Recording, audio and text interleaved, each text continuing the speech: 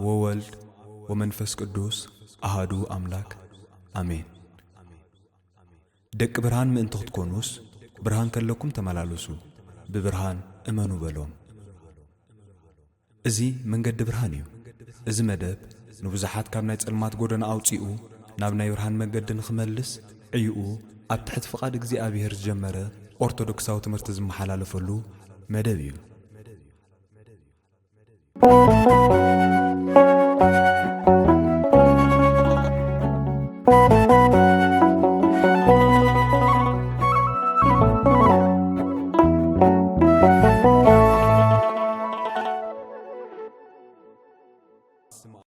ኣብ ዓብይ ጾም ካብ ዝርከቡ 8 ሰናብቲ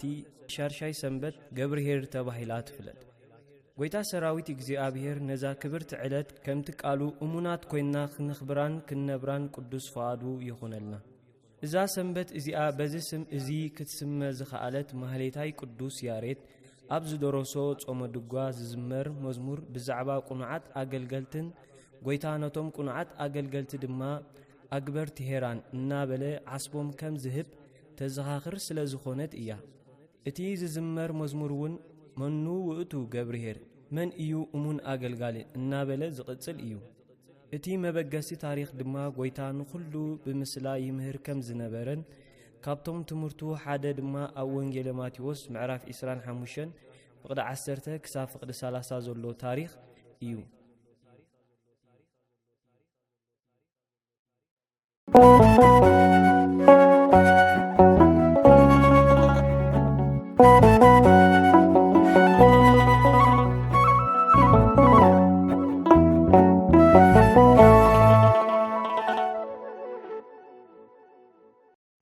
أبون ودن منفس قدسن حاد أملاخ آمين. እግዚአብሔር አምላክ ኃጢአትናን በደልናን ከይተጸባጸበ በዓይኒ ምሕረቱ ጠሚቱ ናብ ሻድቻይ ሰሙነ ሱባኤ ዘብጽሐና ክብርን ምስጋናን አምልኾን ውዳሴን ንዕኡ ይኹኖ። ነዲኡ ብምሕረቱ በጸጉኡ በፍቅሩ ንዓና አደ ክትኾነና ዝሃበና ነዲና ቅድስት ድንግል ማርያም ውን ስለቲ ዘይነጽፍ ጸጋ በረኸት ተዋሃባ ክብርን ምስጋናን ይብጽሐያ። ከምኡውን ንኹሎም ቅዱሳን በብማዕርጎም በብደረጅኦም ስለቲ ናይ አማላድነት ጸጋ ዝሃበም እግዚአብሔር አምላኽ ክብርን ምስጋናን ይኹኖም። ኣብዚ ሓለፈ ትምህርትና ፍቕሪ ዝብል ኣርእስቲ ብምልዓል ንሕና ደቂ ሰባት ንእግዚአብሔር አምላኽ ከመይ ጌርና ከነፍቅሮ ከም ዝግባአናን ከምኡውን ንሕና ደቂ ሰባት ኣብ መንጎና ክህሉ ዝግብኦ ፍቕሪ ከመይ ክኸውን ከም ዘለዎ ተዘራሪብና ነርና። ንሎም ድማ ቅጽል ኣቢልና ኣብ እግዚአብሔር አምላኽ ዘለና ፍቕሪ ብኸመይ ከዓቢ ይኽእል ዝብል ኣርእስቲ ኢና ክንልዕል። ኣገዳስነት ፍቕሪ ኢልና ኢና ክንጅምር። ኣገዳስነት ፍቕሪ ብፍላይ ኣብ መንፈሳዊ ህይወት ከምቲ ኣቐዲምና ኣብ ዝሓለፈ ሰሙና ዝተዘራረብናዮ ኣዝዩ ኣገዳሲ እዩ። ነዚ ተመልኪቶም እዮም ድማኒ ሃዋርያት ኣቦታትና ኣብ መልእኽቶም ብዝተፈላለየ መንገዲ ዝገልጽዎ። ብሕጽር ዝበለ ግን ካብቲ ገለ ጥቕሳት ምስ ንምልከት ፍቕሪ መፈጸምታ ኩሉ ሕጊ እዩ፣ ፍቕሪ መጥመር ኩሉ ሕጊ እዩ እናበሉ ብተደጋጋሚ ግዜ ሃዋርያት ክገልጽዎ ከለዉ ንርኢ። ስለዚ ፍቕሪ መዓርኽ እንደዚ ኣገዳሲ ተኾይኑ ኣብ ህይወትና ብኸመይ ክሰርጽ ክእል ድማኒ ንኹላህና ኣገዳስን ኣተሓሳብና ርእሲ ክኸውን እዩ ማለት እዩ። ፍቕሪ ከምታ ቀዲምና ዝገለጥናዮ ንእግዚአብሔር ምፍቃርን ንደቂ ሰባት ምፍቃርን ኢልና ርኢናዮ ነርና። እቲ ቀንድን ዓብን ኣገዳስን ግን ምስ እግዚአብሔር አምላኽ ዘለና ፍቕሪ ምስ እግዚአብሔር አምላኽ ዘለና ፍቕሪ ኣዝዩ ዓብን ዱልዱልን ሓቅን ሙሉእን ፍጹምን እንተኾይኑ ንብጻይና ምፍቃር ነቲ ምሳና ዘሎ ወዲ ሰብ ከማና ምፍቃር ኣይክሸግረናን እዩ። ስለዚ ከም ቀንድን ዓብን አርእስቲ አልዒልና ሎ መዓልቲ እንዛረበሉ ንእግዚአብሔር አምላኽ ከነፍቅሮ ወይ ድማ ፍቅር እግዚአብሔር አምላኽ አባና ብኸመይ ከዓቢ ይኽእል ዝብል አርእስቲ ይኸውን። ነዚ ትምህርቲ ዝኾነና ኣብ ህይወትና ሓደ ኣብነታዊ ዛንታ ክንፈጥር ኢና። ሓደ ብልቢ ዘፍቅረካ ሰብ ኣሎ ኢልና ንሕሰብ። እዚ ነፍቅሮ ሰብ ብፍቅሩ ተጠቂምና ብዙሕ ነገር ካብኡ ንኸስብ፣ ግን ኣብቲ ፍቅሩ ምምላስ ዘድልየሉ ግዜ ኣይመለስናሉን። በዚ ድማ ብተደጋጋሚ ብዙሕ ግዜ ነጉህዮን ነሕዝኖን ነዚ ሰብ ደጊም ግን ናብኡ ክንምለስ ዘሊና ኣለና። ልክዕ ንእግዚአብሔር አምላኽ ከምኡ ዓይነት ፍቅሪ ኢና ንመልሰሉ ዘለና። ኣብዚ ግዜ እግዚአብሔር አምላኽ ብዓይኒ ምሕረቱ ይጠምተና። ንሱ እናፍቀረና፣ ንሱ ካብ ዘይ ምንባር ናብ ምንባር ኣምፂና ብመልክዑን ብኣምሳሉን ፈጢሩና ቅድሚ ምፍጣሩ ኩሉ ዘሌና ነገር ቀሪቡ ኩሉ ዘሌና ነገር ኣዳልዩ ፈጢሩና። ፈጢርና ጥራይ ደይኮነ ድማኒ ኣብ ልዕሊ ኩሉ ፍጥረቱ ሸይምና። ኣብ ልዕሊ ኩሉ ፍጥረቱ ሸይምና ኸብቅዕ ግን ንሕና ኣንጻር ሕጋጉን ኣንጻር ትእዛዛቱን ከድና። ይቕሬታ ሓቲትና ኣብ ዝተመረስናሉ ድማኒ በደልና ኸድምስስ ስጋና ለቢሱ ከማና ሰብ ኮይኑ ፈጣርን ክንሱ ፍጡር ብምዃን ህይወቱ ከፊሉ ፍጡራቱ ተገሪፉ ፍጡራቱ ተሰቒሉ ስለ ፍጡራቱ ሞተ፣ ንዓና ድማኒ ህይወት ሃበና። እዚ ዝገበረ ኣምላኽ ኢና ኣክንዲ ፍቕሩ ኣክንዲ ምሕረቱ ኣክንዲ ርህራሂኡ ኣክንዲ ለውሃቱ ብጽድቅ እንፈድዮ ዘለና። ኣብ ዘሌና ግዜ ንኸዶ ነገራት ኩሉ ሰላም ክኾን ከሎ ኸኣኒ ራሕሪሕናዮ ብድሌታትናን ብፍቓድናን ብናትና መንገድን ኣንጻር ሕጉን ኣንጻር ትእዛዛቱን ንኸይድ ኣለና። ነዚ ኣምጢናዮ ፀናሕና ዛንታ ልክዕ ምስ ናይ እግዚኣብሔር ዘለና ርክብ ተመሳሳሊ ስለ ዝኾነ ኢና ነዚ ዛንታ ከም ኣብነት ኣልዒልናዮ ዘለና። ንሓደ ነፍቅሮ ሰብ ፍቕርና ኣብኡ ክድልድልን ክሕይልን ድሕር ደሊናዮ ክንገብሮ እንኽእል ነገራት እንታዩ ኢልና እንተተመልከትና እቲ ቀዳማይ ነልዕሎ ፍቅሩ ከም ዘድልየካ ምእማንን ምቕባልን። ካልኣይ ናይ ውልቂ መንገድኻ ገዲፍካ እሱን ንስኻን ሓቢርካ ክትነብረሉ እትኽእል መንገዲ ክትከይድ ምውሳን። ሳልሳይ እንሪኦ ድማኒ ኩሉ ዝበደልካዮ በደላት ኣጣዒሱካ ናብኡ ቀሪብካ ይቕሬታ ምሕታት እዩ። ራብዓይ እንሪኦ ድማኒ ቤትካ ኣርሒኻ ንዕኡ ክትቕበሎ ንስኻ ድልው ምዃን ናብ ቤቱ ድማኒ ምኻድ ይኸውን ማለት እዩ። ሓሙሻይ እንሪኦ ድማኒ ምዝ ፍቅሩ ደዲኻ ዘለኻ ሰብ ውልቃዊ ግዜ ከተሕልፍ ክትክእል ኣለካ። በዚ ድማኒ እቲ ብሓንሳ ትሕልፎ ግዜ ፍቅርኻ እናደልደለን ፍቅርኻ እናሃነፀን ክኸይድ እዩ። ሻድሻይ ንዕኡ ከተሐጉስ ክትፅዕር ክትክእል ኣለካ ማለት እዩ። ከም ፍቓድ እግዚኣብሔር ነዚአን 6 ኣርእስቲ ምልዓል ምስ እግዚኣብሔር ዘለና ፍቅሪ ብኸመይ ነዕቢ ብኸመይ ነደልል ክንከታተል ኢና። ቀዳማይ ዝበልናዮ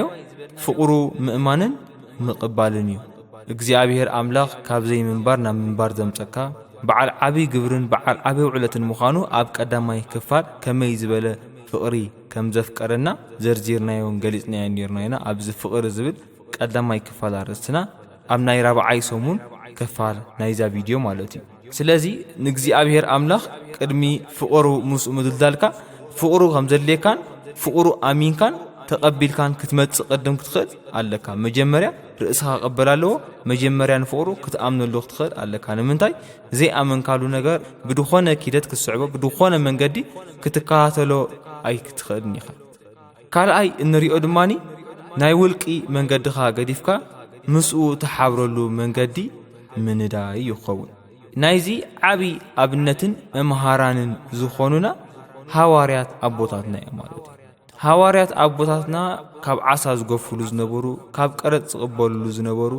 ካብ ኩሉ ህይወቶም ዝነበርዎ ሰዓቡኒ ኢሉ ጎይታ ኣብ ዝፀውዓሉ ግዜ ኩሉ ዘለዎም ሓዲጎም ፍቅሩ ኣሚኖም ተቐቢሎምን ተበገሱ። ኣብዚ ክንርድኦ ዝግባአና ነገራት ቀዳማይ ጣዕሳ እዩ። ንስኻ ዝነበርካዮ ህይወት ንስኻ ብውልቅኻ እትመርሖ ዝነበርካ ህይወት ጌጋን በደልን ኣንጻር ናትካ ረብሓ ምዃኑ ክትፈልጥን ክትቕበልን ክትኣምንን ክትኽእል ኣለካ። እዚ ተደይ ተቐቢልካ እዚ ተደይ ኣሚንካ ግን ንፍቅሪ እግዚኣብሔር ኣብ ልብኻ ከተስርጾ ኣይትኽእልኒኻ ነዚ ዓብዪ ትምህርቲ ዝኾነና ጎይታና መድሓኒና ኢየሱስ ክርስቶስ ኣብ ሉቃስ 15 ዛንታ ናይቲ ጥፉእ ወዲ ክምህር ከሎ እቲ ጥፉእ ወዲ ኣብ ሕቑፉ ኣቡኡ ከሎ ኣብ ሃብቲ ኣቡኡ ከሎ ኣብ ቤት ኣቡኡ እንከሎ ኩሉ ነበሮ ግን ድሌታቱን ትምኒታቱን ክገብር ዳ ይምነ ነበረ ብመንገዱ ክመላለስ ይደሊ ነበረ መንገዲ ኣቡኡ መንገዲ እግዚኣብሔር ክኸይድ ኣይደለየን በዚ ድማ ኩሉ ዘለዎ ሒዙ ናብ ዓለም ኣምርሕ ኣብ ዓለም ድማ ኩሉ ዘልዮ ነገራት ፈጸመ ኩሉ ባህታ ልቡ ደስ ዘብሎ ነገር ፈጸመ እዚ ፍጻሜታት ድማኒ ምስ ሓሰማታት ከም ዝነብር ምስ ሓሰማታት ከም ዝቕመጥ ካብቲ ሓሰማታት ድበልዕኦ ክበልዕ ክሳብ ዝምነ ደረጃ ንመሬት ኣውደቆ ኣብዚ ግዜ እዚ እቲ ጥፉእ ወዲ ንመን ዘከረ ነብኡ ዘከረ ናብ ቤት ኣቡኡ ዘከረ ፍቕሪ ኣቡኡ ሓሰበ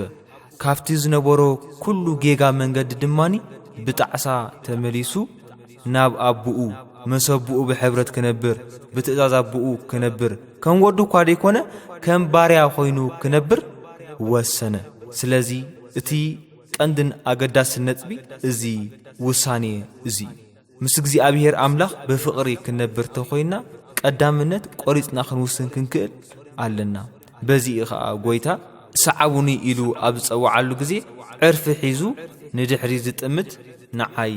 ኣይበቅዕኒ ዝበለ ማለት እዩ ኣብዚ ካልኣይ ነጥቢ ዝረኣናዮ ጣዕሳ ኢልና ልዒልና እቲ ቀንድን ዓብን ኣገዳስን ድማኒ ድኽመትካ ምእማን እዩ እዚ ድኽመትና ምእማን ከመዩ ክንብል ከለና ዓብዪ መምህርን ትምህርትን ዝኾነና ሐዋርያ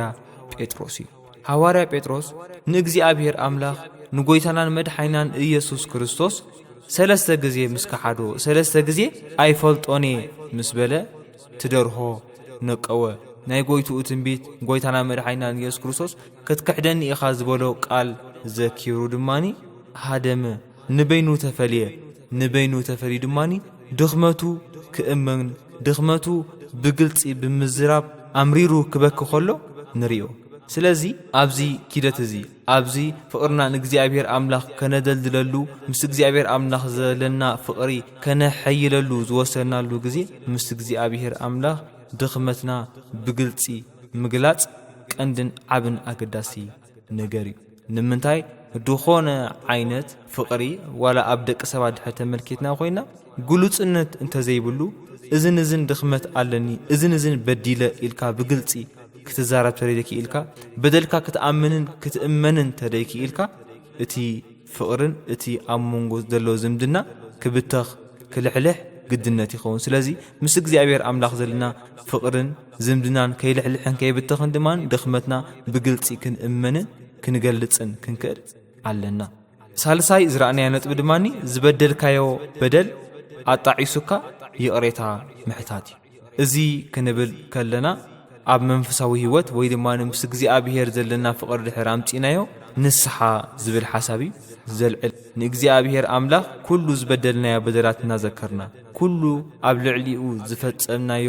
ክሕደት እናሓሰብና ክሕደት ክብል ከለኹ ግድን ብናይ እምነት ነገር ወይ ድማ ብቃል ጥራይ ደይኮነ ነቲ እንፈልጦ ነገር ነቲ ግበርዎ ዝበልና ሰናይ ነገር ደይምግባርና እውን ብግብሪ ንኽሕዶ ከም ዘለና ከነስተውዕል ክንክእል ኣለና ስለዚ ክሕደት በደል ክብል ከለኹ ንእግዚኣብሔር ኣምላኽ ብግብሪ ትእዛዛቱ ዝጣሓስናዮ ንእግዚኣብሔር ኣምላኽ ብግብሪ ትእዛዛቱን ሕጋጋቱን ካብ ምፍጻም ዘሃደምናሉ ግዜ ንዘክር ማለት እየ እዚ ድገበርናዮ በደል ድማኒ ቅድሚ ይቕሬታ ምሕታትና ብልቢ ከጣዕሰና ክኽእል ኣለዎ ልብና ክስበር ክኽእል ኣለዎ ስለዚ ምስ እግዚኣብሔር ዘለና ፍቕሪ ምስኡ ብሕብረት ክንነብር እንተ ኮይና ምስኡ ብሕብረት ክንህሉ እንተ ኮይና ብምልኣት ልቢ ክንጣዓስ ክንክእል ብምልኣት ልቢ ይቕሬታ ክንሓትት ብምልኣት ልቢ ምሕረት እግዚኣብሔር ክንሓትት ክንክእል ኣለና ናይዚ ዓብዪ ትምህርቲ ዝኾነና ኣብ ዓርቢ ስቕለት ዝተፈጸመ ኩነት እዩ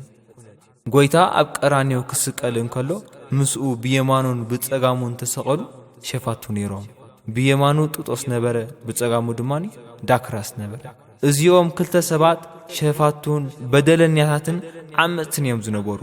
ኣብዚ ግዜ እዚ ግን እቲ ሓደ ምስ እግዚአብሔር አምላኽ ዘለዎ ፍቕሪ ከደልል ክንርኢ ከለና እቲ ሓደ ድማ ምስ እግዚአብሔር አምላኽ ዘለዎ ፍቕሪ ጠቕሊሉ ከበትኽ ከሎ ንሪኦ እቲ ምስ እግዚአብሔር አምላኽ ዘለዎ ፍቕሪ ዘደልደለ እቲ ብየማን ዝተሰቕለ ጡጦስ እዩ ነይሩ ንሱ ድማኒ ንሕና ብበደልና ኢና ተሰቕልና ንሕና ብሓጢአትና ኢና ተሰቐልና ኢሉ ኣብ ቅድሚ እግዚአብሔር ኣብ ቅድሚ ጎይታና መድሓኒናን ኢየሱስ ክርስቶስ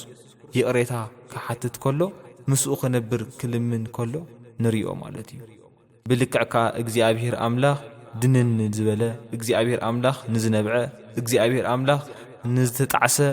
ብዝርጉሕ ኣእዳው ዝቕበል ናይ ምሕረት አምላኽ ብምዃኑ ምስ ኩሉ ስቓዩን ምስ ኩሉ መከሩኡን ምስ ኩሉ ጭንቁን ኣብ መስቀል ከሎ ምሳይ ክትህሉ ኢኻ ሎሚ ኣብ ገነት ምሳይ ክትህሉ ኢኻ ዝብል ዓብይ ቃል ተስፋን ቃል ፍቕርን ቃል ሕብረትን ሃቦ እግዚአብሔር አምላኽ ስለቲ ምሕረቱ ሽም እግዚአብሔር አምላኽና ዝኸበረን ዝተመስገነን ይኹን ራብዓይ ድማኒ ንሕና ቤትና ከነርሕው ነቲ እነፍቅሮ ሰብ ድማን ናብ ቤቱ ምብጻሕ ኢልና ኣልዒልና ነርና ንሕና ቤትና ምርሓው ክንብል ከለና ምስ እግዚአብሔር ዘለና ፍቕሪ ድሕር ኣልዒልና ንዛረብ ኣለና ቤት ተባሂሉ ዘሎ ልብና እዩ ልብና መጀመርያ ከነርሕወሉ ክንክእል ኣለና እግዚአብሔር አምላኽ ልብና ምርሓው ስለ ዝጎድሶ እዩ ወትሩ ድኹሕኩሓና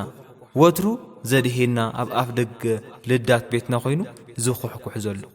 ስለዚ ልብና ከነርሑ ይግባአና ምስ እግዚአብሔር አምላኽ ዘለና ፍቕሪ ክድልል እንተ ኮይኑ ልብና ከነርሑ ክንክእል ኣለና ዛራብዒት ተጠቐስንያ ካልአይቲ ንሪኣ ድማኒ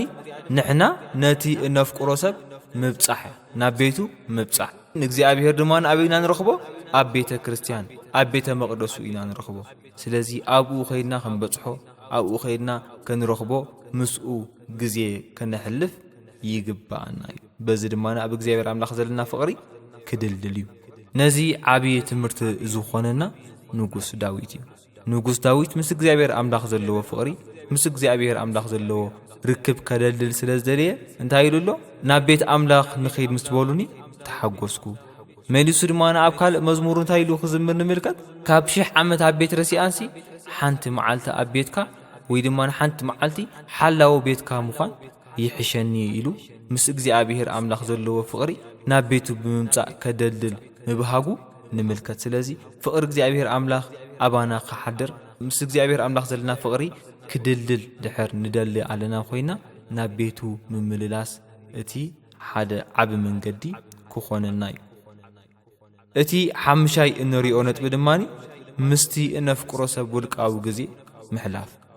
እዚ ድማኒ ድሕር ብዛዕባ እግዚአብሔር ኣልዒልና ንዛረብ ኣለና ምስ እግዚአብሔር አምላኽ ውልቃዊ ግዜ ምሕላፍ ይክኸውን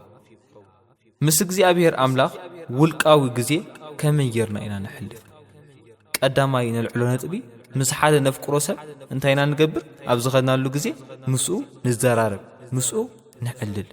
ስለዚ እቲ ቀዳማይ ድማኒ ምስ እግዚአብሔር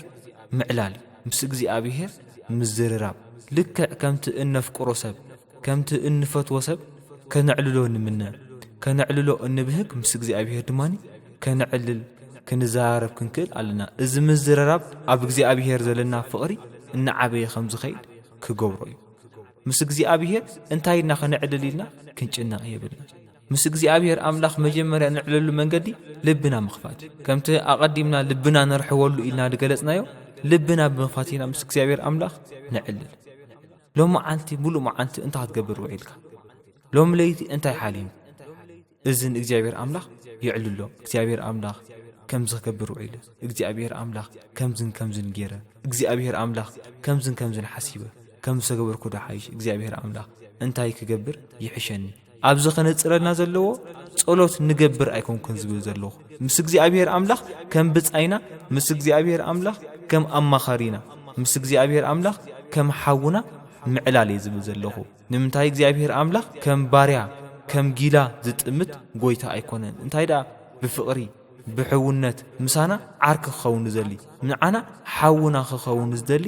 ሩህሩህን ፈቃርን አምላኽ ከምኡ ስለ ዝኾነ ኢኻ ስጋና ለቢሱ ናብዛ ምድሪ እዚኣ ዝተመላለሰ ስለዚ ምስ እግዚአብሔር አምላኽ ብግልጺ ዝወዓልናዮ መዓልቲ እዝንዝን ገይረልና ንዕልል ካልኣይ እንሪኦ ነጥቢ ድማኒ ቃል አምላኽ ምንባብ ክኸውን ቃል አምላኽ ቀለብና ክኸውን ክኽእል ኣለዎ ቃል ኣምላኽ መዝሙርና ክኸውን ክኽእል ኣለዎ ቃል ኣምላኽ ብዘይ ዕረፍቲ ኸነንብቦ ክንክእል ኣለና ቃል እግዚኣብሔር ኣምላኽ ወትሩ ፍቕሪ እግዚኣብሔር ኣምላኽ ዘዘኻኽረና ወትሩ እምነት እግዚኣብሔር ደበርተዓልና ንእግዚኣብሔር ኣምላኽ ዝያዳ ንኽንፈልጦ ዝያዳ ንኽነስተማቕሮ ዝመርሓና መንገዲ እዩ ንምንታይ ሐዋርያ ጳውሎስ ታይዱሎ እምነት ካብ ምስማዕ እቲ ድስማዕ ድማኒ ቃል እግዚኣብሔር እዩ ፍቕሪ ድማኒ ከምታ ቀዲምና ዝገለጽናዮ ፍቕሪ እግዚኣብሔር ኣምላኽ ከልየልና እንተኾይኑ መጀመርያ ፍቕሩ ከም ዘልየና ክንኣምን ክንክእል ኣለና ኢልና ነርና ማለት እዩ እታ እምነት ድማኒ ካብ ምስማዕ ካብ ቃል ኣምላኽ እያ ስለዚ ብተደጋጋሚ ብቐጻሊ ቃል ኣምላኽ ብምንባቢና ምስ እግዚኣብሔር ኣምላኽ ግዜና ብምሕላፍ ምስኡ ፍቕርና ከንደልል ንኽእል ሳልሳይ እንሪኦ ነጥቢ ድማኒ ምስትንታን ንሓደ እንፈትዎ ሰብ ንሓደ እነፍቅሮ ሰብ ቀጻሊ እንታይ ንገብር ንሱ ዝገበሮ ንሱ ዝተዛረቦ ንሱ ዝበለና ኩሉ ብዛዕባኡ እናሓሰብና እናሰንተና ብውሽጥና ኢና ንዑ እናዘከርና ንሓስብን ምስ ነፍስና ንዕልልን እዚ ድማኒ ምስ እግዚኣብሔር ኣምላኽ ኣገዳሲ ነገር ፍቕርና ምስ እግዚኣብሔር ኣምላኽ ክድልልን ክሕይልን እንተኾይኑ ቀጻሊ ግብርታት እግዚኣብሔር ውዕለታት እግዚኣብሔር ፍጥረታት እግዚኣብሔር ሓልዮቱ ፍቕሩ ግብርታቱ እናሓሰብና ኩሉ ንሱ ዝገበረልና ብሂወትና እናስተንተና ብዛዕባ ስቕለቱ ብዛዕባ መከሩ ብዛዕባ ግርፋቱ ስሌና ሰብ ኮይኑ ምውላዱ ማዕረኽ እንደይ ድንቂ እዩ ኩሉ ግብርታት እግዚኣብሔር ከነስተንተን ክንክእል ኣለና እዚ ብምስትንታን ድማኒ ምስ እግዚኣብሔር ኣምላኽ ዘለና ፍቕሪ እናዓበየን እናሓየለን ክኸይድ እዩ ራብዓይ እንሪኦ ነጥቢ ድማኒ ጸሎት ይክኸውን ጸሎት ኣዝዩ ኣገዳሲ እዩ ንምንታይ ንሓደ እነፍቅሮ ሰብ ንሓደ እንፈትዎ ሰብ ከምዝን ደልየለኹ ከምዝን ግበረለይ ኣነ ኸዓ ከምዝን ክገብር ኢልና ግድን ክንዛረቡ ክንክእል ኣለና ስለዚ ምስ እግዚኣብሔር ኣምላኽ ከዓኒ ኪኖቲ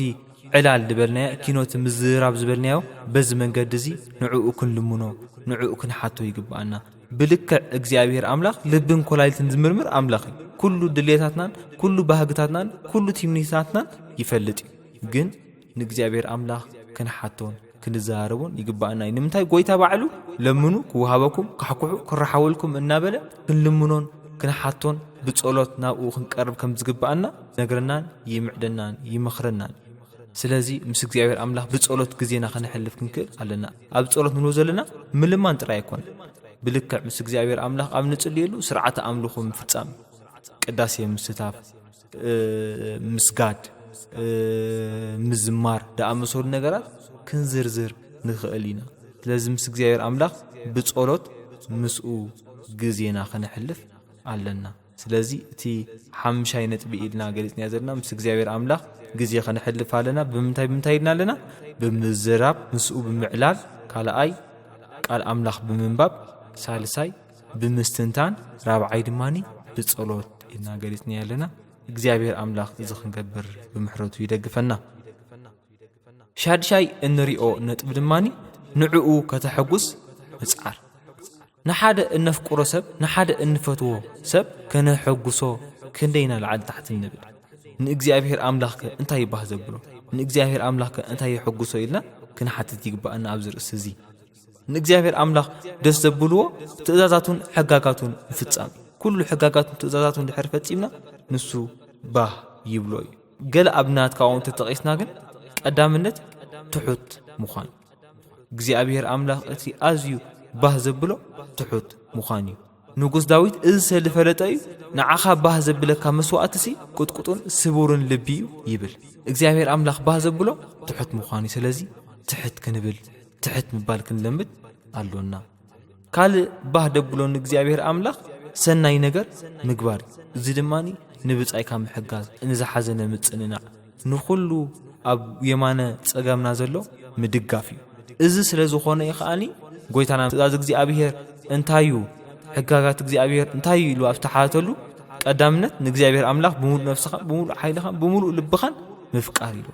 ካልኣይ ድማኒ ንብጻይካ ከም ነፍስኻ ምፍቃር ንምንታይ ኩሉ ሕጊ ኣብ ንብጻይካ ምፍቃር ዝብል ይጥቕለል እዩ ኢልዎ ስለዚ ንብጻይካ ሰናይ ምግባር ንእግዚአብሔር ኣምላኽ ባህ ዘብሎ ዕዮ እዩ ባህ ዘብሎ ነገር እዩ ነዚ እውን ዓብ ኣብነት ዓብ ትምህርቲ ዝኾነና እቶም 6 ቃላተ ወንጌል እዮም ጸሚኤ ዘስተኹምኒ ጠሜ ዘብላዕኹምኒ تأثير እግዚአብሔር أملاخ يفتح كازبولكمني حزينة زتصنانعكمني حميمة دبصحكمني عارقة زخرونكمني زبلو قالات ወንጌል ንብጻይ ካም ሕጋዝ ሰናይ ነገር ምግባሬን ተዘርዚረን ዘለዋ እዚ ድማ እንታይ ዘረዳእና ንእግዚአብሔር ኣምላኽ ሰናይ ምግባር ማዕረኽ እንደይ ባህ ከም ዘብሎ ብሕጽር ዝበለ ግን ነዚ ኩሉ ኣብ ምንታይ ክንጥቕልሎ ንኽእል ኢና ንድኾነ ተፍቅሮ ሰብ እንታይ ተይርካ ይባህ ዝብሎ ከምኡ ድኾንካ ንዕኡ ተመሲልካ እዩ ባህ ዝብሎ ማለት እዩ ስለዚ ንእግዚአብሔር ኣምላኽ ባህ ዘብሎ ንእግዚአብሔር ኣምላኽ ዘሐጉሶ ንዕኡ ምምሳል እዩ በዚኻ ከምቲ ኣነ ዘፍቀርኩኹም ንሓልሕልኩም ተፋቀሩ ከምቲ ኣነ ቅዱስ ዝኾንኩ ንስኹም ድማኒ ቅዱሳን ኩኑ እናበለ ዝኣዘዘና ካብ መጀመሪኡ እውን ኣዳም ክፍጠር እንከሎ ከመየር ይፈጢሮ እግዚአብሔር ኣምላኽ ብመልክዑን በኣምሳሉን ገይሩ ይፈጢርዎ ንዕኡ ክንመስል ስለ ዝደልየና ስለዚ ንዕኡ ንምምሳል ንዕኡ ንምሕጓስ ክንጽዕር ክንክእል ኣለና እግዚአብሔር ኣምላኽ ነዚ ክንገብር ብምሕረቱን ብጸጉኡን ይደግፈና ኣዴና ቅድስት ድንግል ማርያም ድማኒ በማላድነታ ኣይትፈለየና እዚአን ሽድሽ መንገድታት ምስ ሰባት ዘለና ፍቕሪ ብምልዓል ምስ እግዚአብሔር ከብኸመይ ፍቕርና ንሕይልና ድዘርዘርናየኒ ካልእ ቀንድን ዓብን ኣገዳስን ነገር ኣብዚ ክንምልከቶ ዝግባአና ግን ኩሉ ግዜ ንእግዚአብሔር ኣምላኽ ከነፍቅር ንእግዚአብሔር ኣምላኽ ከነስምር ኢና ንብገስ ኢና እቲ እንወድቀሉ መንገዲ ግን እንታይ ሰደነ ሰውዕሊ መንገድታቱ ካብ መንገድታትና ከም ዝበልጽ ስለዘይነስተውዕል ስለንዝንግዕ ካፍትናቱ መንገዲ ካፍትናቱ ትእዛዝ ወፂና ብመንገድና ነገራት ክንጓዓዞ ብመንገድና ነገራት ክንፈትሖም ንጽዕር እዚ እዩ እቲ ካብ ፍቕሩ ዘውድቐና ካብ ፍቕሩ ከም ንእለ ዝገብርና ስለዚ ኣብ ፍቕሪ እግዚአብሔር ክንጸንዕ ተኾይና ኣብ ፍቕሪ እግዚአብሔር ክንህሉ እንተ ኾይና መንገድታቱ ካብ መንገድታትና ከም ዝበልጽ ክንኣምን ይግባአና እዩ ናይዚ ዓብይ ትምህርቲ ዝኾነና ንጉስ ሕዝቅያስ ይኸውን ንጉስ ሕዝቅያስ ኣብ ይሁዳ ነጊሱ ዝነበረ ናይ ዳዊት ዘርኢ ኣብቲ ግዜቲ ቅድሚኡ ዝነበሩ ነገስታት ንጣዖት ብምምላኽ ምስልታት ብምስራሕ ካብ እግዚአብሔር ዓልዮም ነበሩ ንጉስ ሕዝቅያስ ግን ንእግዚአብሔር ኣምላኽ ደስምር ንእግዚአብሔር ኣምላኽ ባህ ዘብል ንጉስ ኮይኑ ተረኽበ በዚ ድማ ንኹሉ ጣዖትን ንኹሉ ምስልታትን ኣፍረሰ እግዚአብሔር ሕጊ ሙሴ እናሓለወ ድማኒ የኽብሮ ነበረ በዚ ድማኒ ኩሉ መንገድታቱ ኩሉ ኪደታቱ ኩሉ ዕየታቱ ዝሰምረሉ ንጉስ ነበረ ይብለና ዛንታ ምስ እንምልከቶ ቅድሚኡ ዝነበሩ ነገስታት ኣብ ትሕቲ ንጉስ ኣሶር ተገዚኦም ይምርሑ ነበሩ ሕዝቅያስ ግን ኣብ እግዚአብሔር ኣምላኽ ዝውከል ኣብ እግዚአብሔር ኣምላኽ ዝኣምን ኩሉ ዕየታቱ ዝቐንዓሉ ሰብ ብምንባሩ አንጻር ንጉስ ኣሶር ዓለወ ንጉስ ኣሶር ድማኒ ኣይገዝኦን ነበረ ንጉስ ኣሶር በዚ ይጉህን በዚ ኣዝዩ ይቁጣዕን ብምንባሩ ድማኒ ክገዝኦን ከጥቅዖን ክወሮን ወሰነ ነዚ ውሳኒኡ ኣብ ግብርን ምውዓል ድማኒ ሰራዊቱ ኣኽቲቱ ንብዘላ ይሁዳ ኣካበባ ንጉስ ሕዝቅያስ ግን ከምቲ ኣቀዲምና ዝገለጽናዮ ብፍቕሪ እግዚአብሔር ኣምላኽ ዝነብር ፍቕሪ እግዚአብሔር ኣምላኹ ኣብ ልቡ ዝነበረ ንጉስ ነይሩ ኣብዚ ግዜ ግን ከምቲ ኣቀዲምና ዘለዓልናዮ ካብ መንገድታት እግዚአብሔር ከም ዝዓቢ ዘንገዐ ስለዚ ንንጉስ ኣሶር ህያብ ብምሃብ ክጥብሮ ወሰነ ኣብዚ ውሳኒኡ ድማኒ ዘለዎ ገንዘብን ወርቂ ናይ ቤት መቕደስን ኣውጪኡ ሃቦ እግዚአብሔር ኣምላኽ ካብዚ ይሓልወና እዚ ብልሕ ኢሉ ብመንገዱ ተጣበቦ ግን ኣብ ቅድሚ ንጉስ ኣሶር ወልሓንቲ ትርጉም ኣይረኸበን ከም ድወሮ ከም ዘጥቅዖ ከም ዘጥፍኦ ድማኒ መልእኽተኛ ልኢኹ ኣዋረዶን ጸረፎን ንጉስ ሕዝቅያስ ግን ብዕሽነቱ ኣይነበረን ከምቲ ዝተጋገዮ ሓንሳእ ብጌግኡ ኣይቀጸለን እንታይ ደኣ ገበረ ናብቲ ቅዱስ ናይ እግዚአብሔር ኣምላኽ ዝኾነ ነቢ ኢሳያስ ተመልሰ ንነቢ ኢሳያስ ናብ እግዚአብሔር ኣምላኽ ክልምነሉ ንእግዚአብሔር ኣምላኽ ክሓተሉ ለመነ እግዚአብሔር ኣምላኽ ድማኒ ምምላስ ንጉስ ሕዝቅያስ ተቀበለ ናይ ምሕረት ናይ ይቕሬታ ኣምላኽ ብምዃኑ ድማኒ ልመና ንጉስ ሕዝቅያስ ተቀቢሉ ንኣሶራውያን ብመልአኹ ገይሩ ቀዘፎም መልአክ እግዚአብሔር ድማኒ 185,000 ሰራዊት ንጉስ ኣሶር ኣጥፍኦምን ደምሰሶምን ስለቲ ግብርታቱ ስለቲ ምሕረቱ ንእግዚአብሔር አምላኽ ክብርን ምስጋናን ይኹኖ። ካብዚ እንታይና እንምሃር እንተበልና ንጉስ ሕዝቅያስ ብመንገድታት እግዚአብሔር እኳ ይመራሕ እንተነበረ እቲ ሽግር ምስ ከበዶ ግን ብመንገዱ ክኸይድ ወሰነ። ግን መንገዱ ክዓውት ኣይከኣል። እቲ ዓወት ዝህብ እቲ ዓቢ ነገር ዝገብር ሓይሊ እግዚአብሔር ግን ዓወት ክህቦ ከሎ ናብ እግዚአብሔር አምላኽ ምስ ተመልሰ ንምልከት። ንሕና እውን ንእግዚአብሔር አምላኽ ኣፍቂርና ኣብ እግዚአብሔር አምላኽ ተወኪልና ክንነብር ኣብ ዝወሰናሉ ግዜ ጸገማት ምስ መጹና ብኢድና ክንፈትሖም ክንፍትን ኣይግባእን። ንምንታይ? እቲ ኩሉ ዝፈትሕ እቲ ኩሉ ዝርኢ እግዚአብሔር አምላኽ ይርኢ ኣሎ። ካብቲ ናትና ሓልዮት ካብቲ ናትና ሓሳብ ናቱ ሓልዮትን ናቱ ሓሳብን ይዓቢ። ናቱ ሓሳብ ድማኒ ንሰናይ ምዃኑ ናቱ ሓሳብ ዓቢ ምዃኑ ንሱ ድማና ሓያል አምላኽ ኩሉ ዝከኣሉ አምላኽ ምዃኑ ክንዝንግዕ ኣይግባእና። እቲ ልዕሊ ማንም ከነስተውዕሎ ዝግባእና ልዕሊ ማንም ክንዝክሮ ዝግባእና ድማኒ ከምቲ ሐዋርያ ጳውሎስ ዝበሎ ተስፋና ኣብዛ ምድሪ እዚኣ ከም ዘይኮነ ተስፋና ኣብዛ ምድሪ እዚኣ ተዝኸውን ነይሩሲ ካብ ኩሉ ሰብ ነደንግጽ ምኾንና ይብል ሐዋርያ ጳውሎስ። ስለዚ ተስፋና ኣብ ሰማያት ምዃኑ ፈሊጥና ነዚ ኣብዛ ምድሪ ዝመጽእ መከራ ብፍቕሪ ተቐቢልና መንገድታት እግዚአብሔር ካብ መንገድታትና ይዓቢ ብምባል ኣብ ፍቕሩ ጸኒዕና ክንነብር ክንክእል ኣለና። እቲ ልዕሊ ማንም ቀጻሊ ኣብ ዝኾነ ኣርእስቲ እንልዕሎ ድማኒ ናይ ኩሉ ትምህርቲ ናይ ኩሉ መንገድታትና መምርሒ ዝኾኑና እቶም ብመንገዲ እግዚአብሔር ተጓዓዙ እቶም መንገዲ እግዚአብሔር ተኸቲሎም ንእግዚአብሔር አምላኽ ዘስመሩ ቅዱሳን ብምዃኖም ፍቕሪ እግዚአብሔር አምላኽና ከመይ ኢሉ ኣባና ይዓቢ ክምህሩናን ክመርሑናን ዝኽእሉ ቅዱሳን ኣቦታት ስለ ዘለውና ቀጻሊ ታሪኾምን ዛንተኦምን እናንበብና ብመንገዲ ፊልም እናተኸታተልና ምስኦም እውን ምዝርራብ ካብቲ ሓደ ዓብን ቀንድን ኣገዳሲ ነገር እዩ ማለት እዩ። ናይ ሎሚ ትምህርትና ከነጠቃልል ፍቕሪ እግዚአብሔር አምላኽ ብኸመይ ኣባና ይዓቢ ብዝብል ኣርእሲና ክንመሃር ጸኒሕና እቲ ቀዳማይ ዘለዓልናዮ ነጥቢ መጀመርያ ፍቕሩ ከም ዘድልየካን ምእማንን ምቕባልን እቲ ካልኣይ ዝረኣናዮ ድማኒ ናይ ውልቂ መንገድኻ ገዲፍካ ምስኡ ብሕብረት ክትከይድ ምውሳን ሳልሳይ ዝረኣናዮ ነጥቢ ድማኒ ንኹሉ በደላትካ ብምእማን ብጣዕሳ ብምሕረት ምሕታትን ናብኡ ክትቐርብ ከም ዘለካ ራብዓይ ዝረኣናዮ ድማኒ ልብና ከፊትና ንሕና ንዕኡ ናባና ክንዕድሞ ንሕና ድማኒ ናብ ቤቱ ኸይድና ምስኡ ክንነብር ክንመርጽ ክንክእል ኣለና። ሓምሻይ ዝረኣናዮ ድማኒ ምስኡ ብዙሕ ውልቃዊ ግዜ ከነሕልፍ ከም ዘለና እዩ። ሻድሻይ ዝረኣናዮ ነጥቢ ድማኒ ንዕኡ ከነሐጉስ ንዕኡ ክንመስል ክንጽዕር ከም ዝግባአና። ሻብዓይ መንገድታቱ ካብ መንገድታትና ከም ዝዓቢ ምፍላጥ እቲ ናይ መወዳእታ ሻምናይ ነጥቢ ዝረኣናዮ ድማኒ ኣሰር ቅዱሳን ኣቦታትና እናንበብናን እናተኸታተልናን ንዕኡ ብኸመይ ከነፍቅሮ ክምህሩና ስለ ዝኽእሉ ህይወቶም ምንባብን ምጽናዕን ኢልና ኢና ተመሃሂርና ዘለና። እግዚአብሔር አምላኽ እዚ ፍቕሪ እዚ ኣባና ተሰሪቱ ተሃኒጹ ዓብይን ሙሉኡን ፍጹምን ክኸውን ነዚ ተዘርዚሩ ዘሎ ነገራት ክንፍጽም ብምሕረቱን ብጸጉኡን ብበረኸቱን ብየማነይቲ ኢዱን ይደግፈና። ኣዴና ቅድስት ድንግል ማርያም እውን ብመራድነታን ብቅዱስ ኪዳናን ካባና ኣይትፈለ ከምኡውን ኩሎም ቅዱሳን በብማዕርጎም በብደረጅኦም ጸሎት በረኸት ረድኤቶም ኣይፈለየና።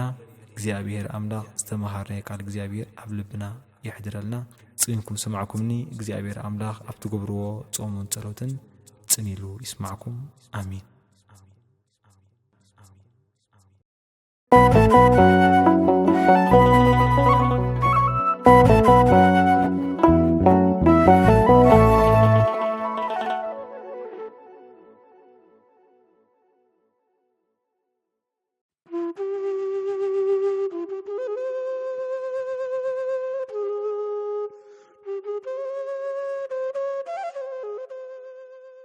በስመ አብ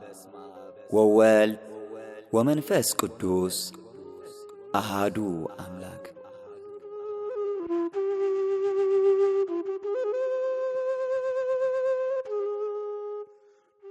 ኦ አምላኸይ ተሓብኤ ዝሰራሕክዎ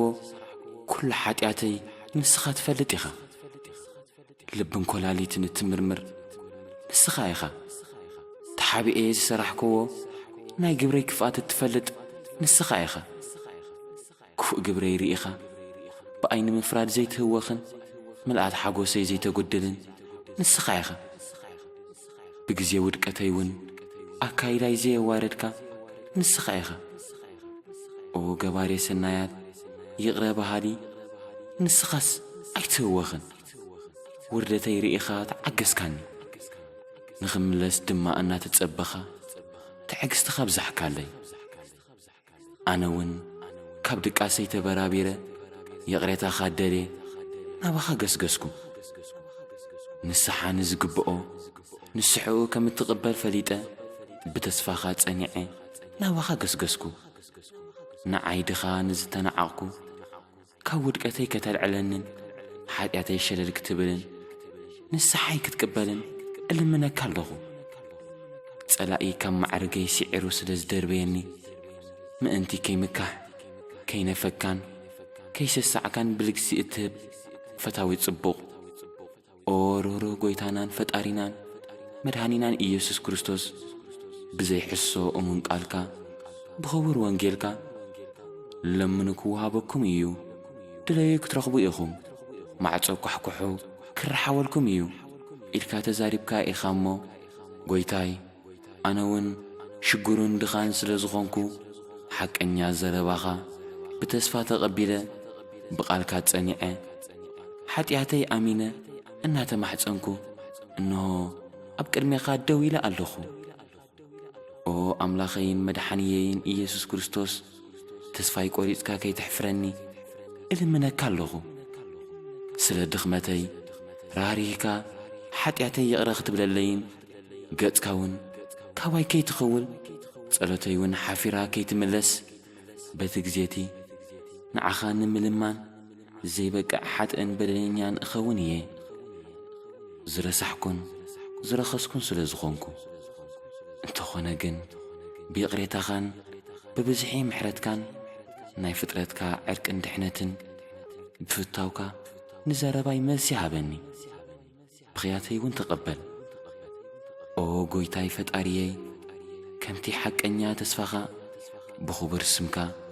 ከም ዝኣመንኩ ይቈጸረለይ እምበር ክፍኣት ግብረይን ብዝሒ ሓጢኣተይን ርኢኻስ ንብዓተይ ኣይትሕፍር ኣነ ካብ ባሮትካ ወገን ፍጥረት ንጽህቲ ኢድካ ዝኾንኩ ብኽቡር ኣምሳልካን መልክዕካን እውን ዝተፈጠርኩ እየ እሞ ብጥበብካ ካብ ዝፈጠርካዮም ባሮትካ ወገን ስለ ዝኾንኩ ምእንቲዚ ሓጢኣተይ ይቕረ ክትብለለይ ንስሓይ እውን ክትቅበል ብዝረኸሰት ልሳነይ እልምነካ ኣለኹ ሓጢኣተይ ይቕረ ንኽትብለለይ ንስሓይ እውን ንኽትቅበል ጽኑዕ ሥልጣንን ካህሊነትን ዘለካ ኦ ርህሩህ ንዓይ ሕሱርን ድኻን ዝኾንኩ ብይቕሬታኻ ምእንቲ ከተድሕነኒ ብምሕረትካ ተዓረቐኒ ኣነ ሕዙንን በደለኛን እየ እሞ ብዙሕ ንዝኾነ ሓጢኣተይን በደለይን እውን ኣርሕቐለይ ኦ ናይ ጐይቶት ጐይታ ናይ ነገሥታት ንጉስ ናባኻ ንዝምለሱ ዕርቂ እትፍኑ ንስኻ ኢኻ ድሕነት ስጋን ነፍስን እውን እትፈቱ ንስኻ ኢኻ እሞ ጐይታይ ብዝልምነካ ጊዜ ካባይ ካብ ባርያኻ ገጽካ ይትኸውን ጐይታይ ናባኻ ብዝለመንኩ ጊዜ የቕሬታኻ ይተርሕቐለይ ኦ ጐይታይ ኢየሱስ ክርስቶስ ቅንዕቲ ሃይማኖትን ሓቀኛ ምምላስን ሃበኒ ዝጸረየት ንስሓውን ክትበኒ እልምነካ ኣለኹ ካብ ዝጻብኡኒ ጸላእተይ ዝኾኑ ክፉኣት ኣጋንንቲ ሃንደበት ብዝመጹሉ ጊዜ ኣድሕነኒ ነፍሰይ ካብ ስጋይ ብትፍለየሉ ጊዜ ናባኻ ኣቕርበኒ እምበር ናብ ካልእ ኣሕሊፍካ ኣይትሃበኒ ኦ ፈጣሪ ኩሉ ዝከኣለካ ንጸላእተይ ኣብ ልዕለይ ኣይተሰልጥኖምን ኣይትስደዶምን ኦ ርህሩህ ፈጣሪ ይቕረ ባሃሊ ናይ ይቕሬታን ቅንዕናን መዝገብ ዝኾንካ ኦ እግዚኣብሔር ወሃቢ ህይወት ፈታዊ ጽቡቕ ንስኻ ኢኻ እሞ ኣብ ቅድሚ ክፉኣት ጸላእተይ ነፍሰይ ንኣኣቶም ካብ ምፍራህ ዝተለዓለ ተንቀጥቅጥን ትርዕድን ስለ ዘላ በቲ ክቡር ስምካ أدحنني بزيكاخا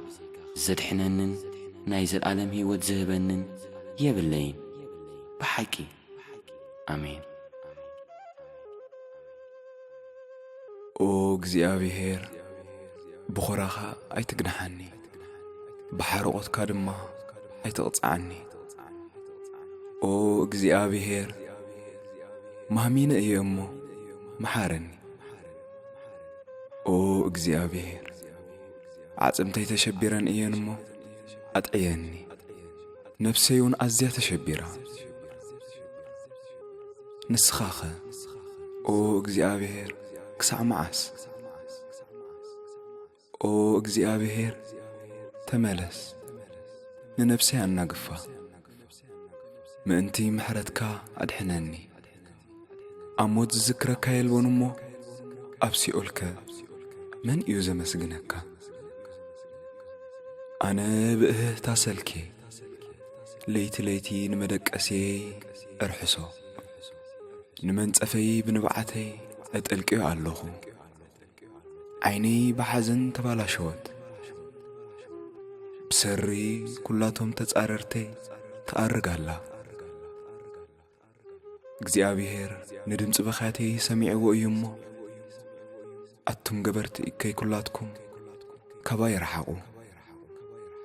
እግዚአብሔር ንምህለላይ ሰሚዕዎ እግዚአብሔር ንጸሎተይ ከቕበሎ እዩ ኩላቶም ጸላእተይ ከሓፍሩ እምብዛ ክሽበሩ ንድሕሪት ክምለሱ ብድንገት እውን ከሓፍሩ እዮም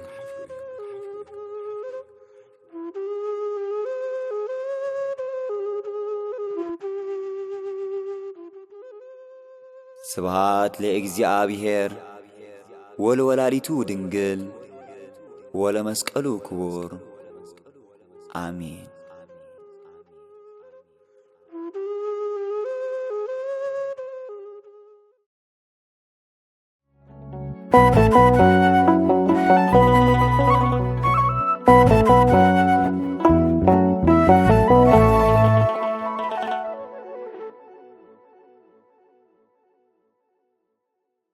ኣብ ጾም ካብ መግቢ ምፍላይ ኣብ ግዜ ጾምና ካብ መግቢ እንፍልየሉ ግዜን ሰዓትን በብደረጃኡን በብኩነታትናን ይፈላለዩ ብዕድሜና ክፈላለዩ ይኽእል ከምኡውን ብደረጃ ስራሕና ብኩነታት ጥዕናና ብደረጃ መንፈሳውነትና ይፈላለዩ እቲ ዝሓሸን ዝበለጸን ዝበረቶ ግን ቤተክርስቲያንና ገምጊማ በአዋጅ ወሲናቶላ በዚ አዋጅ ጥራይ ግን ተደሪትና ሰዓት አኺሉ ብምባል ናብ መግቢ ምብላዕ ክንጎይ ኣይግባእን በዚ ሕጊ ቤተክርስቲያን ተቀይርና ከም ዘይጾምና ምስሙሉ ሓይልና እንከለና ሰዓት አኺሉ ኢልና እንተበሊዕና እቲ ናይ ጾም ረብሓ ኣይከንረኽቦን ኢና በቲ ሓደ ድማኒ ልዕሊ ዓቐን እንተጾምና ዓደዳ ሕማም ብምዃን ምስ ጾም ከም ንራሓቕ ወይ ድማ ንጾም ከም ንጸልኦ ክንከውን ንኽእል ኢና ስለዚ እቲ ካብ መግቢ እንፍልየሉ ሰዓታት እቲ ደሓሸ ነገር ምስ ኣበ ነፍስና ብምዝርራብ ክኸውን ይግባእ እዚ ካብ መግቢ እንፍልየሉ ግዜ ብመንፈሳዊ መንገዲ ክንሪኦ ይግባአና ገለ ካብቲ መንፈሳዊ ኣጣማምታ ንብሎ ቀዳማይ ብዛዕባ እትበልዖ ዘይምሕሳብ ኣብ ጾም ከለኻ መዓስ እንታይ ክበልዕ ኢልካ ብምሕሳብ ባህርርታን ብስጋዊ ደስታን ከም ተኣሰርካ መግቢ ዘይምቕራብ ማለት እዩ ካልኣይ ድሕሪ ጾምካ ብስስዐ ዘይምብላዕ ድሕሪ ጾም ክትበልዕ ከለኻ ኣብ በላልዓኻ ክጎድል እምበር ልዕሊ እቲ ትበልዖ ዝነበርካ ዘይምብላዕ እዚ እቲ ህንጽ ዝወዓልካዮ ንምሸት ከም ምፍራስ እዩ ሳልሳይ መዓስዩ ሰዓት ዝኣክል ዘይምባል ሰዓት ምስ ኣኸለ ክንበልዕ ኣይንጉየ እኳ ደኣ ክጸንሕ ስጋይ ክገንሕ እስኪ ነፍሰይ ጸልይ ሽዑ ትበልዒ እስኪ ነፍሰይ መጽሓፍ ቅዱስ ቅድም አንብቢ እስኪ ነፍሰይ ኣስተንቲ ንቅድም ሽዑ ትበልዒ ክንብል ይግባአና ብሕጽር ዝበለ ኣብ ግዜ ጾምና ከቢድ ናይ ጥሜት ስምዒት ክሳዕ ድስምዓና ክንጸንሕ ክንክእል ተመራጺ እዩ በዚ ኢኻኒ ጎይታና ኣብ ግዜ ጾሙ ኣዝዩ ከም ዝጠመየ ዝገልጸልና በዚ ጥሜት ምጽዋር ድማኒ ጾምና ፍጹምነት ዝለብስ እንተዘይ ጠሚና ግን እቲ ብጥሜት ዝርከብ መንፈሳዊ ረብሓ ክንረኽቦ ኣይንኽእልኒና እቲ ብጥሜት ዝርከብ መንፈሳዊ ረብሓ እንታዩ እንተበልና ድማኒ ኩሉ ግዜ ሰብ ምስ ጠመየ እዩ ድኻሙ ዝፈልጥ እቲ ሓያሊኻ ደገፍ ኣየድልየካኒ ዝብል ብውሽጡ ዝደፍኦ ናይ ትዕቢት መንፈስ ድማኒ ካብኡ ይእለሞኒ ትሕትናን ናብ እግዚኣብሔር ኣምላኽ ኢዱ መሃብን የኽእሎ እቲ ካልኣይ ድማኒ ሰብ ምስ ጠመየ ኣዕሚቑ ክጽልን ኣዕሚቑ ክሰግድን ኣዕሚቑ ከስተንትንን ይኽእል እዩ ስለዚ ኣብ ግዜ ጾምና እቲ ናይ ጥሜት ረብሓ ክንረኽቦ ክንክእል ኣለና እዚ ረብሓ ጥሜት ከይንኸስር ድማኒ ነዞም ነገራት እዚኦም ክንጥንቀቐሎም ይግባአና ብድቃስን ብምዝንጋዕን ብዘይ ምስራሕን ካብ ጥሜት ክንሃድም ኣይግባእን ጥሜት ክንበልዕ ምስ ዝደፍኣና ድማኒ ሓጢኣትና እናዘከርና ንነፍስና ንግናሓያ ካብ 2 ሰዓት ብጽጉብካ 2 ደቂቕ ብጥሙይካ ምጽላይ ከም ዝዓሙቕ ተረዲና ኣብዚ ናይ ጥሜት ግዜና ክንጽሊ ይግባአና ብኸቢድ ጥሜት ሕልናኻ ዓሪቡ ክትጽሊ ደው ምባል ከይትስእን ድማኒ ብዓቕምኻ እንደተላመድካ ክትዓቢ እቲ ናይ ጾምካ ግዜ እነንዋሕከያ ክትኸይድ ክትዝንግዕ የብልካን ካልእ ኣዝና ከነስተውዕለሉ ዝግባአና ከስዕና ወይ ከብድና እንተበሊዕና ኣዝዩ ዝገፍሕ እንተዘይበሊዕና ድማ ኣዝዩ ዝጭበጥ ምዃኑ እዩ ስለዚ ጥሜት ብዘይ ምፍራሕ ኣዝና ድማ ክንጸግብ ብዘይ ምምናይ ማእከላውነት ብምሕላው ክንነብር ክንክእል ኣለና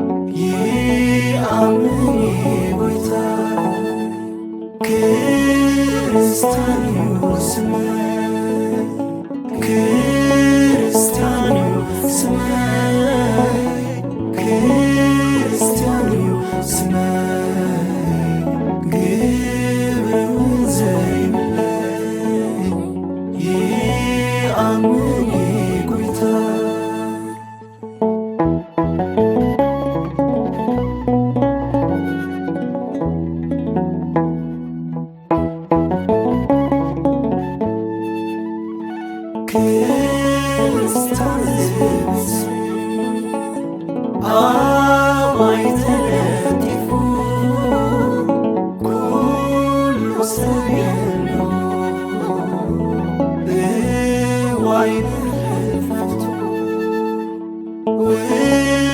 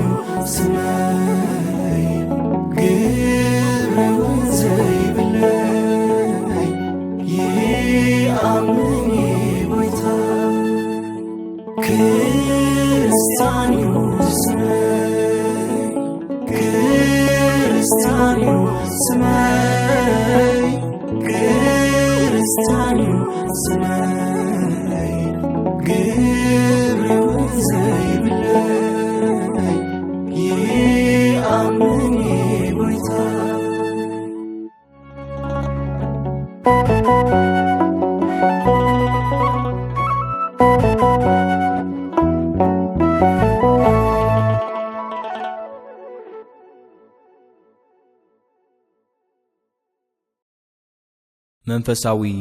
ዕዮው ገዛ ናይዚ ሰሙን መንፈሳዊ ዕዮው ገዛና ክልቴን ኮና በታ ቀዳሜቲ ክጅምር ቀዳሜቲ ዕዮው ገዛና ፍቅር እግዚአብሔር አባና በኸመይ ይዓቢ ኣብ ዝብል ስብከት ሙርኩስ ዝገበረ ይኸውን ኣብዚ እንላሞዶ ድማኒ ቀዳማይ በደልና አሚና ናብ ንስሓ ሙግያ ይኸውን ካልኣይ እንሪኦ ነጥብ ድማኒ ልብና ምርሓው ይኸውን ሳልሳይ ድማኒ ምስኡ ምስ እግዚአብሔር አምላኽ ውልቃዊ ግዜ ምሕላፍ እዩ ኣብዚ ውልቃዊ ግዜ ምስ እግዚአብሔር ንሕልፈሉ ንስኡ ምዕላል ቃሉ ምንባብ ጸሎት ምግባር ምስትንታን ዘአመሰሉ ነገራት ክንዓይ ንኽእል ኢና رابعي እንሪኦ ነጥቢ ንዕኡ ምሕጓስ እዩ ንዕኡ ዝሕጉሱ ነጥብታት ድማኒ ከምቲ ኣብ ስብከትና ዝረአናዮ ትሕትና ምልማድ ሰናይ ነገር ምግባር ኮታስ ንዕኡ ክንመስል ምጽዓር እዩ ሓምሻይ እንላሞዶ ድማኒ ታሪኽ ቅዱሳን ምንባብን ንዕኦም ምምሳልን ብመንገዶም ካብ ህይወቶም ኣብ እግዚአብሔር ኣምላኽ ፍቕርና ከመይሉ ከም ዝዓቢ መምሃሪ ክኸውን እግዚአብሔር ኣምላኽ እዚ ክንገብር ብምሕረቱ ይደግፈና። ካልኣይ ዕዮ ገዛና ድማኒ ከምቲ ወትሩ ዝንገረና ሐዋርያዊ ተልእኾ ኮይኑ እዛ ቪድዮ ናብ ኩሉ ሰብ ክትበጽሕ ንኩሉ ክርስቲያን ዘበለ ሰብ ከነመሓላልፈሉ እዩ ክኸውን እግዚአብሔር ኣምላኽ እዚ ክንገብር ብምሕረቱ ይደግፈና።